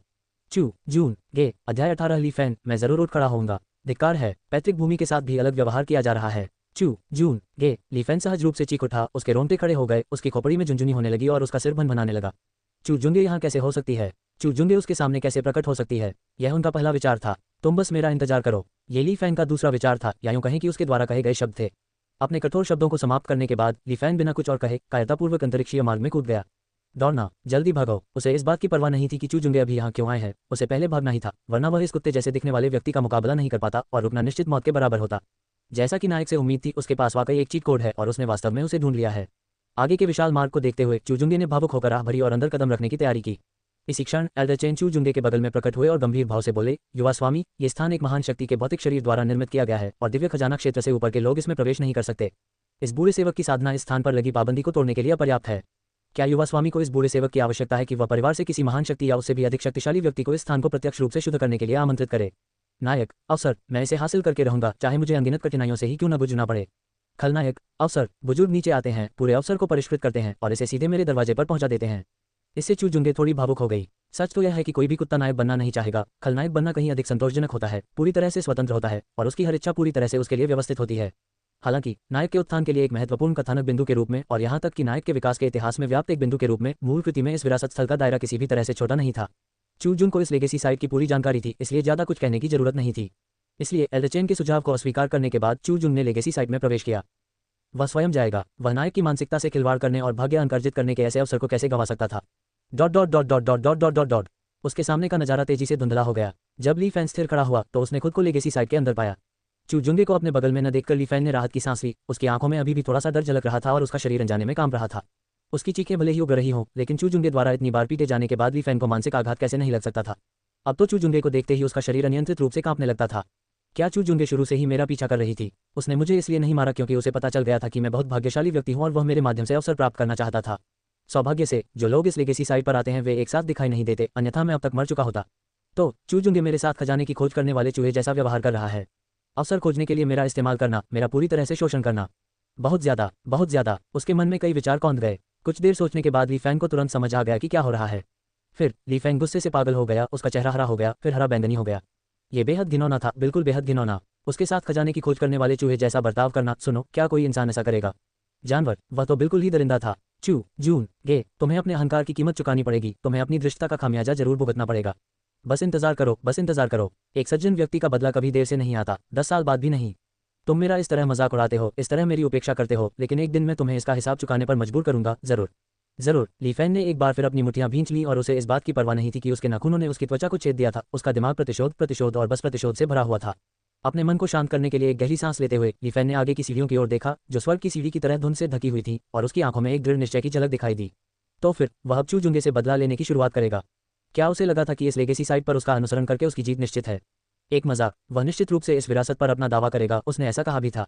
जैसे ही ली फैन ने लेगेसी साइट में प्रवेश किया, उसे प्रबल पूर्वाभास हुआ कि यह अवसर उसका ही होगा। इतना ही नहीं, यह अवसर उसके साधारण शरीर होने की लंबे समय से चली आ रही समस्या का भी समाधान कर देगा। ली फैन को स्वाभाविक रूप से अपनी पूर्व सूचना पर पूरा भरोसा था। एक परीक्षा है ना? ली फैन बिना किसी झिझक के जेड जैसी सीढ़ियों पर चढ़ गया। जैसे ही उसने उन पर कदम रखा, ली फैन को अपने शरीर पर एक भयानक दबाव महसूस हुआ। इसके अलावा जैसे जैसे वह ऊपर की सीढ़ियों की ओर कदम बढ़ाता गया, ये दबाव और भी तीव्र होता गया। हालांकि ली फैन को इसकी परवाह नहीं थी। संकल्प शक्ति, मजाक, मेरा भाग्य मेरे हाथों में है, स्वर्ग के हाथों में नहीं। बदला लेने के लिए भी वह जरूर दृढ़ रहेगा। और इस प्रकार अनगिनत कठिनाइयों को सहने के बाद ली फैन, जिसका चेहरा पीला पड़ गया था, अंततः अंतिम कदम पर पहुंचा। बादलों के ऊपर बने चबूतरे पर पहुंचते ही ली फैन की बची कुची ताकत भी खत्म हो गई और वह सीधे जमीन पर लेट गया, हौंकते हुए सांस लेने लगा। थोड़े समय के लिए ठीक होने के बाद उसने सोचा कि चू जुंगे उससे भी जल्दी परीक्षा पास कर सकती है। तुरंत ही ली फैन का दिल घबरा गया और वह जल्दी से उठकर कोहरे से घिरे चबूतरे की गहराई की ओर चल पड़ा। कुछ देर चलने के बाद ली फैन ने अपना दूसरा परीक्षण शुरू किया और इस बार यह शक्ति का परीक्षण था। जिस याव दानव से उसे लड़ना था, उसे देखकर ली फैन ने उपहास किया। युद्ध का अनुभव, उसका युद्ध अनुभव शायद चू जुंगे जितना अच्छा न हो, लेकिन एक साधारण शरीर होने के नाते साधना के दौरान उसे कम कष्ट कैसे हो सकते थे? आखिर ये तो लड़ाई ही थी और वह भी कर सकता था। कुछ ही क्षण बाद खून से लथपथ ली फैन ने कमजोरी के साथ दूसरी परीक्षा पास कर ली। परीक्षण क्षेत्र से निकलते ही ली फैन ने तुरंत मुंह भर ताजा खून थूक दिया। धिक्कार है, दुश्मनों की एक से अधिक लहरें क्यों आ रही हैं और वे लगातार मजबूत क्यों होते जा रहे हैं? धिक्कार है, धिक्कार है। ली फैन आक्रोश से भर गया, उसे ऐसा लगा जैसे किसी ने खुद ही उसके मुंह पर थप्पड़ मार दिया हो। हालांकि ये सोचकर कि चू जुंगे को भी इस परीक्षा से गुजरना होगा और उसका परिणाम उससे भी बदतर हो सकता है, ली फैन को एक पल के लिए काफी अच्छा लगा और अपने कमजोर शरीर को सहारा देते हुए उसने अगले चरण को चुनौती देना जारी रखा। इस बार मुझे जीतना ही होगा। Dot dot dot dot dot dot dot dot dot. समय धीरे धीरे बीतता गया। असंख्य कठिनाइयों को सहने के बाद अंततः ली फैन एक महल के सामने पहुंचा। ली फैन की अंतरात्मा ने उसे बताया कि यही वह स्थान है जहां उसे विरासत प्राप्त होगी। विरासत, मैं यहाँ हूँ, यह मेरी सफलता की शुरुआत होगी। ली फैन का दिल जल रहा था, उसे महसूस हुआ कि उसकी कमजोरी काफी हद तक कम हो गई है और वह महल में दाखिल हो गया। महल में प्रवेश करते ही ली फैन का चेहरा एकदम जम गया और उसने खून से लाल आंखों से चू जुंगे की ओर देखा, जो सामने जमीन पर पालथी मारकर बैठी थी। चू जुंगे के कपड़ों को जरा भी नुकसान नहीं पहुंचा था और उसकी आभा पूरी तरह से स्थिर बनी रही। फिर उसने खुद को देखा, उसके कपड़े न केवल फटे पुराने और खून से लथपथ थे, बल्कि उसका चेहरा पीला और बेहद कमजोर था और उसकी ऊर्जा अत्यधिक अस्त व्यस्त थी, जो पहले से ही गंभीर रूप से घायल थी। तुरंत ही एक स्पष्ट विरोधाभास सामने आ गया। बेकार, इतने छोटे से टेस्ट में भी इतना समय लगा देते हो। मैं तुम्हारा कब से इंतजार कर रहा हूँ। ली फैन के आने का आभास होते ही चू जुंगे ने धीरे धीरे अपनी आंखें खोली, उसकी निगाहें शांत थीं। चू जुंगे ने उदासीनता से कहा। खड़े हुए बिना भी, केवल बैठे रहने मात्र से ही चू जुंगे एक सहज गरिमा का आभास कराती थीं। ऐसा लग रहा था मानो वह सोने का नाटक करने वाला एक सफेद बाघ हो, बिना उठे भी वह एक भयानक शक्ति समेटे हुए था, जिससे ली फैन एक पल के लिए भी सीधे उसकी ओर देखने की हिम्मत नहीं कर पा रहा था। आप पूरी तरह से सुरक्षित कैसे हैं? हालांकि थोड़ा डरा हुआ था, ली फैन खुद को रोक नहीं पाया और बोल पड़ा। क्या आपको लगता है कि मैं आपकी तरह एक चींटी की तरह बनूंगा? आप बहुत कमजोर हैं, इसलिए आपको जांच की जरूरत है, लेकिन मुझे अंतिम जांच स्वीकार करने के लिए आपके आने का ही इंतजार करना होगा। चू जुंगे ने धीमी आवाज में कहा। क्या वह निकम्मा है जिसकी तुलना मुझसे की जाए? नायक के पास वास्तव में एक आदर्श व्यक्तित्व का आभामंडल है, लेकिन जब खलनायक इतना शक्तिशाली हो कि उसे कुचल सके, तो नायक का क्या होगा? वह तो बस एक चींटी ही है। Dot dot dot dot dot dot. Li Fan, puff. क्रोध से व्याकुल होकर ली फैन ने मुंह भर ताज़ा खून थूक दिया। दर्द, बहुत दर्द, बहुत दर्द। चूजुंगे का मुझे निशाना बनाना एक बात है, लेकिन ये घटिया लेगेसी साइड भी मुझे निशाना बना रही है। चूजुंगे बिल्कुल ठीक लग रही है, उसे तो जांच की भी जरूरत नहीं है, जबकि मैं लगभग अधमरा हूँ। धिक्कार है, क्या ये लेगेसी साइड भी भेदभाव करती है? अध्याय 19। ली फैन दया की भीख मांगता है, लेकिन वह मुझे विरासत नहीं देगा, तो मैं इसे छीन लूंगा। जून गे। ली फैन के दिल में आक्रोश उबल रहा था, लेकिन उसके चेहरे पर न तो किसी प्रकार की हत्या की मंशा थी और न ही घृणा। यदि वह चूजुंगे को हरा नहीं सकता तो उसके सामने उसे उकसाना सरासर मूर्खता होगी। चाहे वह कितनी भी नफरत करे, चाहे वह कितना भी क्रोधित हो, अगर उसे चूजुंगे से मुकाबला करने से पहले अपमान सहना पड़े तो क्या फर्क पड़ेगा? कठिनाइयों को सहने वाला ही श्रेष्ठ व्यक्ति बनता है। चीजी, तुम बार बार इस भगवान के सामने कूद पड़ी हो। मुझे बताओ, क्या इस भगवान को तुम्हें पूरी तरह से कुचलकर मार डालना चाहिए? चूजुंगे ने शांत भाव से कहा, उनके चेहरे पर चंचल भाव था। ली फैन के चेहरे के भाव एकदम बदल गए, उसका दिल जोर से धड़कने लगा और उसके शरीर के सारे बाल खड़े हो गए। बड़े भाई, छोटे भाई से गलती हुई थी, छोटे भाई से सचमुच गलती हुई थी। कृपया बड़े भाई, छोटे भाई को माफ कर दीजिए, कृपया छोटे भाई को एक और मौका दीजिए। सारी गलतियां, हजारों गलतियां उस बूढ़े पंथ नेता लियू हेतियन और उस कुटिल लियू याने की वजह से हुई थी। छोटा भाई बड़े भाई के प्रति पूरी तरह वफादार है और उसने बहुत पहले पश्चाताप कर लिया है और सुधर गया है। मैं बड़े भाई से विनम्र निवेदन करता हूं कि वे छोटे भाई को एक मौका दें। उसके दिल में भय की एक तीव्र भावना उमड़ पड़ी। अपमान को नजरअंदाज करते हुए ली फैन तुरंत घुटनों के बल बैठ गया और कांपती हुई आवाज में दया की भीख मांगने लगा। डिंग। नियति के पुत्र को होस्ट ने धमकी दी और उसे होस्ट, एक खलनायक, के सामने झुककर दया की भीख मांगने के लिए मजबूर होना पड़ा। नायक का हिलो बुरी तरह क्षतिग्रस्त हो गया, भाग्यान बुरी तरह प्रभावित हुए। होस्ट को 10,000 भाग्यान प्राप्त करने पर बधाई। डिंग डिंग। चूजुंगे के दिमाग में एक के बाद एक सिस्टम नोटिफिकेशन बजने लगे। चूजुंगे को सहज महसूस हुआ। सचमुच, भाग्य का पुत्र एक बड़ी मोटी भीड़ थी। उसकी ऊन बार बार काटी जाती थी और वह आसानी से बहुत सारे भाग्यान अर्जित कर सकता था। ये तो अफसोस की बात थी कि इस सन ऑफ डेस्टिनी की फसल लगभग पूरी तरह से कट चुकी थी। चूजुंगे पहले से ही अन्य सन ऑफ डेस्टिनी का बेसब्री से इंतजार कर रही थी और उन्हें पाने के लिए तरस रही थी। चूंकि यह एक व्यापक शुभानुवा उपन्यास श्रृंखला थी, इसलिए नए सन्स ऑफ डेस्टिनी जल्द ही सामने आने चाहिए। मेरी विरासत की भूमि में आप दोनों का स्वागत है। ठीक उसी क्षण एक दमदार आवाज गूंजी, जिसके बाद चिलचिलाती आग की रोशनी का तेज झोंका आया। अगले ही पल एक भव्य और असाधारण अधेड़ उम्र का व्यक्ति मुख्य हॉल में प्रकट हुआ। उसने ली फैन की ओर एक नजर डाली, जिसमें ली फैन की चापलूसी और विनम्र उपस्थिति के प्रति कुछ तिरस्कार के साथ साथ बेबसी भी झलक रही थी। मन ही मन आह भरते हुए अधेड़ उम्र के व्यक्ति ने उदासीनता से कहा, विरासत भूमि में निजी लड़ाई की अनुमति नहीं है, अन्यथा हस्तक्षेप करने के लिए इस स्वामी को दोष न दें। बोलते समय अधेड़ उम्र के उस व्यक्ति ने चूजुंगे की ओर भी नजर डाली, जो एक धमकी और चेतावनी दोनों थी। इसके जवाब में चूजुंगे ने हल्की सी हंसी हंसते हुए उसे नजरअंदाज कर दिया। दूसरी ओर ली फैन ने राहत की गहरी सांस ली और जल्दी से उठ खड़ा हुआ। उसकी आंखों में अपमान और आक्रोश भरा हुआ था और उसने अपना सिर नीचे कर लिया। चूजुंगे के ऊंचे और अभिमानी रवैये के बारे में सोचते हुए ली फैन ने अपनी मुट्ठियां भींच लीं, घृणा से अपने दांत पीस लिए और शक्ति पाने की उसकी इच्छा और भी प्रबल हो गई। मैं हॉन तियान हूँ, गोल्डन क्रो कबीले की एक महान शक्ति। यह मेरा दिव्य विचार है जो मैंने अपनी मृत्यु से पहले छोड़ा था और यह एक उत्तराधिकारी की प्रतीक्षा में मौजूद है। उद्धरण चिन्ह। जिनका भाग्य अच्छा है वे मेरी विरासत प्राप्त कर सकते हैं और गोल्डन क्रो कबीले का सबसे बड़ा सौभाग्य प्राप्त कर सकते हैं। छोटे साथी, तुम मेरी विरासत के अनुकूल नहीं हो। बाद में मैं तुम्हें कुछ अवसर दूंगा और तुम्हें इस गुप्त क्षेत्र से बाहर भेज दूंगा। होन तियान ने पहले अपनी पहचान बताई, फिर चूजुंगे से बात की और तुरंत ली फैन की ओर देखकर कहा, छोटे भाई, तुम्हारा मेरे साथ भाग्य जुड़ा है और तुम मेरी विरासत प्राप्त कर सकते हो। उद्धरण चिन्ह विस्मयादिबोधक चिन्ह विस्मयादिबोधक चिन्ह विस्मयादिबोधक चिन्ह उद्धरण चिन्ह। ली फैन की आंखें चमक उठी, उसका मूड अस्थिर हो गया और वह लगभग जोर से हंस पड़ा। आप कमाल के हैं, है ना? अगर आप शानदार हो तो क्या होगा, यह विरासत अभी भी मेरी है। जी हाँ, मैं ही वह भाग्यशाली व्यक्ति हूँ। कुछ समय के लिए शक्तिशाली होने से क्या फर्क पड़ता है, अंत तक शक्तिशाली बने रहना ही वास्तव में अद्भुत है। और अंत में हंसने की नियति मेरी ही है। बड़े भाई चू, इस स्थिति को देखिए। चूंकि यह अवसर आपके भाग्य में नहीं है, इसलिए छोटे भाई इसे सहर्ष स्वीकार कर लेंगे। खैर, सीनियर होन तियान के संरक्षण में होने से ली फैन का आत्मविश्वास वापस आ गया। उसने चूजुंगे की ओर शरारती नजर से देखा और मुस्कुराते हुए कहा, क्या मैंने तुम्हें बोलने दिया, या फिर आप ये कह रहे हैं कि आपको लगता है कि यह पक्षी आपकी रक्षा कर सकता है? आप बहुत ज्यादा आत्ममुग्ध हो रहे हैं। चूजुंगे ने ली फैन पर एक नजर डाली, फिर उसके चेहरे पर एक जोरदार थप्पड़ मारा, जिससे ली फैन सीधे उड़कर जमीन पर बुरी तरह गिर पड़ा और उसके मुंह से ताजा खून निकल आया। आपको किस बात पर इतना गर्व है? उद्धरण चिन्ह प्रश्नवाचक चिन्ह उद्धरण चिन्ह। ली फैन गुस्से से कांप उठा। आपकी ताकत अद्भुत है, मैं आपको उकसाने का जोखिम नहीं उठा सकता। आपका संबंध शाही खानदान से है, इसलिए मेरे पास पीछे हटने के अलावा कोई चारा नहीं है। अब गोल्डन क्रो कबीले का एक महान योद्धा यहाँ मौजूद है और उसने पहले ही लड़ाई न करने की चेतावनी दे दी है। फिर भी आप मुझे मारने की हिम्मत कर रहे हैं। फिर मैं इस विरासत की भूमि पर बिना किसी शुल्क के आया और बिना किसी शुल्क के यह विरासत प्राप्त की। चूजुंगे, तुम्हारी हिम्मत कैसे हुई? सीनियर होन तियान ने पहले ही लड़ाई न करने के लिए कहा था, फिर भी तुमने हरकत करने की हिम्मत की। क्या आपको लगता है कि आपकी पृष्ठभूमि यहाँ उपयोगी है? क्या आपको लगता है कि आपकी क्षमता मुझसे अधिक होना यहाँ उपयोगी है? तुमने सीनियर होन तियान का अपमान करने की हिम्मत कैसे की? क्या तुम्हें अब भी लगता है कि तुम सीनियर होन तियान से मुकाबला कर सकते हो? तुम मौत को दावत दे रहे हो। ली फैन की आंखों से मानो आग निकल रही थी। उसने एक हाथ से अपना चेहरा ढक लिया और दूसरे हाथ से चूजुंगे की ओर इशारा करते हुए गुस्से से कहा, युवक, इस प्रभु के सामने इतनी धृष्टता करने की तुम्हारी हिम्मत कैसे हुई? क्या तुम्हारे बड़ों ने तुम्हें यह नहीं सिखाया कि बलवानों के प्रति बुनियादी सम्मान दिखाना आवश्यक है? होन तियान का चेहरा भी गुस्से से लाल हो गया और उसने ठंडी निगाहों से चूजुंगे को देखा। वरिष्ठ होन तियान ने यह कहा है और आपको इसे सुनना ही होगा। वरिष्ठ होन तियान ने आदेश दिया है और आपको इसका पालन करना होगा। चूजुंगे, सीनियर होन तियान को उकसाने की कोशिश करना आपकी हद से ज्यादा धृष्टता है। आप मौत को दावत दे रहे हैं। क्या सिर्फ इसलिए कि सीनियर होन तियान ने कहा कि तुम्हें विरासत नहीं मिल सकती, तुम गुस्से में मुझ पर हमला करने जा रहे हो? सीनियर होन तियान को तुम कहाँ रखते हो? ली फैन ने किनारे से आग को और भड़काया। जो कुछ भी ये प्रभु आपको देता है आप उसे ले सकते हैं। जो चीज़ ये प्रभु तुम्हें नहीं देता उसके लिए तुम्हें प्रयास नहीं करना चाहिए। मैंने शुरू में तुम्हें कुछ अवसर देने का इरादा किया था, लेकिन अब इस प्रभु की विरासत वाली भूमि से निकल जाओ। इस प्रभु को कार्रवाई करने के लिए मजबूर मत करो। होनतियान को लगा कि उसने जो कहा वह तर्कसंगत था और उसने चूजुंगे की ओर ठंडे भाव से देखा। ली फैन ने थोड़ा सा माथा सिकोड़ा, उसे लगा कि कुछ गड़बड़ है। क्या इस होनतियान में एक शक्तिशाली व्यक्ति का रुतबा और स्वभाव नहीं है? कोई आपके नियमों का उल्लंघन कर रहा है, फिर भी आप कुछ नहीं कर रहे हैं। क्या आप चूजुंगे को तुरंत काबू में नहीं करेंगे? भले ही यह सिर्फ एक दैवीय विचार हो, लेकिन यह एक महान शक्ति का दैवीय विचार है। चूजुंगे को दबाना तो आसान होना चाहिए, है ना? ली फैन कुछ हद तक नाखुश था, लेकिन वह अभी भी होनतियान की विरासत को पाने की लालसा रखता था, इसलिए वह फिलहाल इसे बर्दाश्त करने के अलावा कुछ नहीं कर सकता था। छोड़ो, भूल जाओ, यहाँ से चले जाना ही काफ़ी है। ये तो बहुत अच्छी बात है कि मुझे पूरी विरासत अकेले मिल रही है। इससे न सिर्फ मुझे सौभाग्य मिलेगा, बल्कि मैं चूजुंगे को करारा थप्पड़ भी मार सकूंगा। जब मैं आसमान में उड़ान भरूंगा तो मैं खुद बदला लूंगा। ये किसी और का हाथ उधार लेने से कहीं बेहतर है। ये सोचकर ली फैन को राहत महसूस हुई और अनायास ही उसके होठों के कोने पर एक मुस्कान आ गई। उसके चेहरे पर विजय का भाव दिखाई दिया। चूजुंगे, अगर तुम्हारे पास पृष्ठभूमि, शक्ति और प्रतिभा भी हो तो भी भाग्य के आगे सब व्यर्थ है।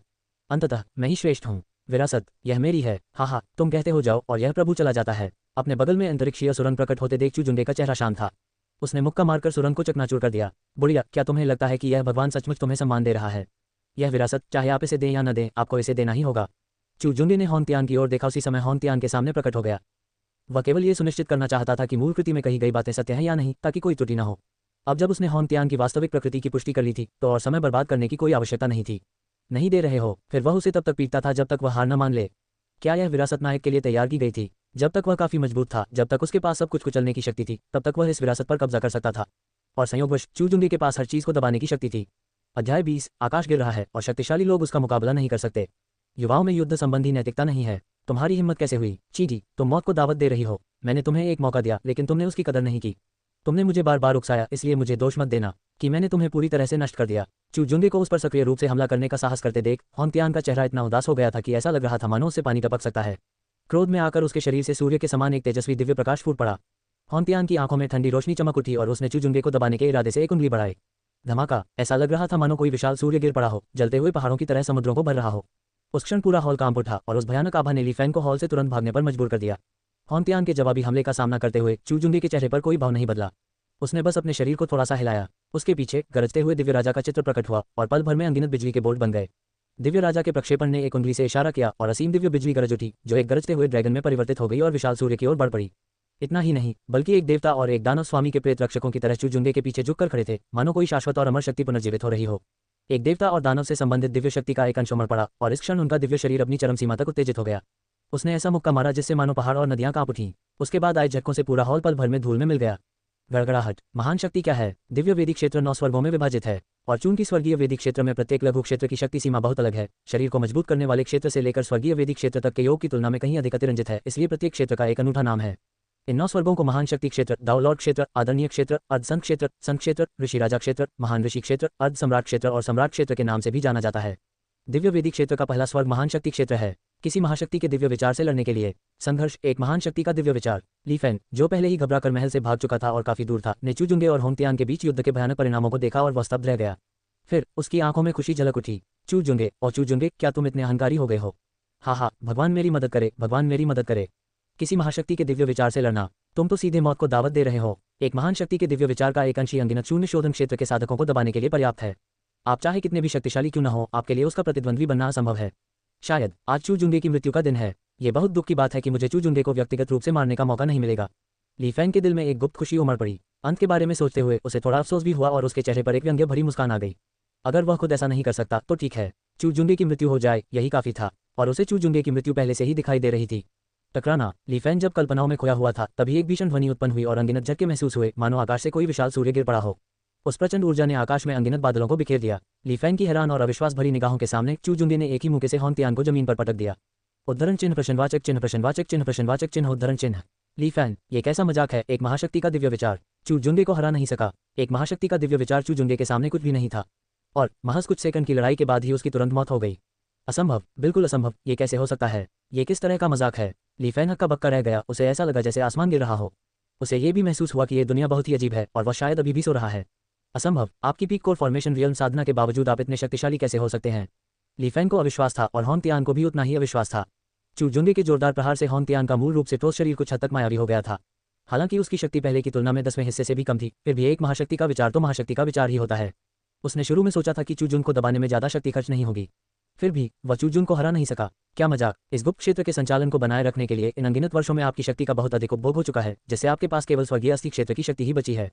क्या आपको लगता है कि मुझे ये पता नहीं है? अब भी मेरे सामने नाटक कर रहे हो? किस लिए नाटक कर रहे हो? चू जुंगे ने शून्य लोक से हॉन तियान की ओर नीचे देखा और हल्की मुस्कान के साथ कहा, उद्धरण चिन्ह dot dot dot dot dot dot dot उद्धरण चिन्ह। हॉन तियान, क्या अब सिर्फ स्वर्गीय अस्थि क्षेत्र की शक्ति ही बची है? ली फैंग की मानसिक स्थिति चकनाचूर हो गई, लगभग ढह गई। इसमें कोई हैरानी नहीं कि वह सब कुछ सहता रहा। तो क्या तुम सिर्फ एक दिखावा थे? नहीं, ये सही नहीं है। यह अभी भी एक महाशक्ति की व्यवस्था है, कोई ना कोई बैकअप प्लान तो होगा ही। अभी भी मौका है, जरूर कुछ न कुछ संभावना है। ये सोचते हुए ली फैन ने अपनी सांस रोक ली और चिंता और उम्मीद भरी निगाहों से हॉन तियान को देखने लगा। इस समय वह ये कामना कर रहा था कि हॉन तियान खुद से भी ज्यादा जीत हासिल कर ले। इंक, तुमने मुझे ऐसा करने पर मजबूर किया। मैं मानता हूं कि तुम्हारे जैसे जूनियर के लिए इतनी ताकत होना वाकई एक विलक्षण प्रतिभा है, लेकिन क्या तुम्हें लगता है कि मेरे पास बस यही एक हुनर है? हॉन तियान की आंखें ठंडी थीं, जैसे ही वह धीरे धीरे खड़ा हुआ, उसकी निगाहों में हत्या का इरादा पूरी तरह से प्रकट हो गया। पल भर में संपूर्ण गोल्डन क्रो मिस्टिक क्षेत्र अदृश्य रूप से कांपने लगा। ऐसा लग रहा था मानो इस मिस्टिक क्षेत्र का उद्गम उबल रहा हो और क्यूई की धाराएं तेजी से हॉन तियान के शरीर में समाहित हो गईं। मनमनाहट। हॉन तियान के हमले का सामना करते हुए चू जुंगे ने एक कदम आगे बढ़ाया। नौक्रांतियों की शरीर परिष्करण कला का प्रचलन हुआ और चू जुंगे के पीछे एक क्रूर दैत्य का प्रेत दहाड़ उठा। नौक्रांति शरीर शोधन कला, स्वर्गीय अधिपति शरीर के पूर्वज द्वारा रचित सम्राट शास्त्र। शरीर शोधन अध्याय, जिसे शरीर संवरण क्षेत्र का सबसे शक्तिशाली सम्राट शास्त्र माना जाता है। नौक्रांति शरीर शोधन कला। हॉन तियान, स्टार रिवर संप्रदाय या तियान है पवित्र भूमि के उन अज्ञानी लोगों जैसा नहीं था। चू जुंगे के पीछे के दृश्य को देखकर हॉन तियान की आंखें सिकुड़ गईं और उसका मन विचलित हो गया। इसी क्षण चू जुंगे ने एक और कदम बढ़ाया। रक्तदेव सम्राट शास्त्र प्रसारित हुआ और धुंधले संबंधों के बीच चू जुंगे के पीछे रक्त दृष्टि का एक अंतहीन सागर प्रतिबिंबित हुआ। ब्लड गॉड एम्परर स्क्रिप्चर, ये कैसा मजाक है? 9 revolutions body refining art body tempering दायरे में विकसित की जाती है और blood god emperor scripture refining blood दायरे में विकसित की जाती है।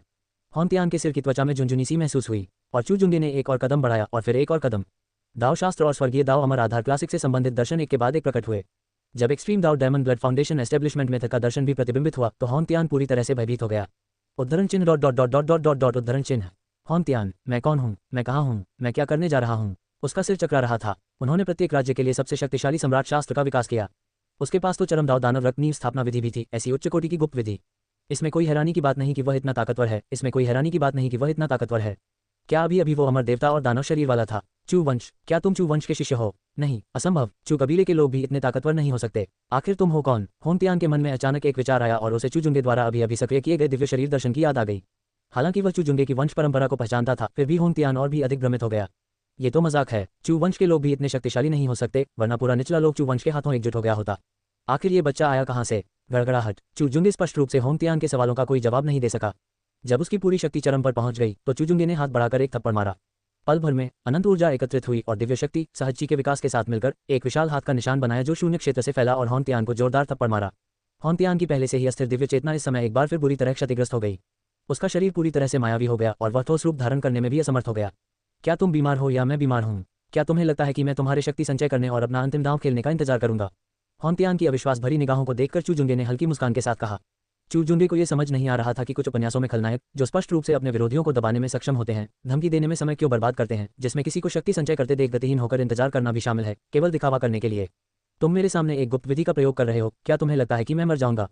क्या तुम्हें लगता है कि मैं बस तुम्हें इसका प्रयोग करते हुए देखता रहूंगा? उद्धरण चिन्ह dot dot dot dot dot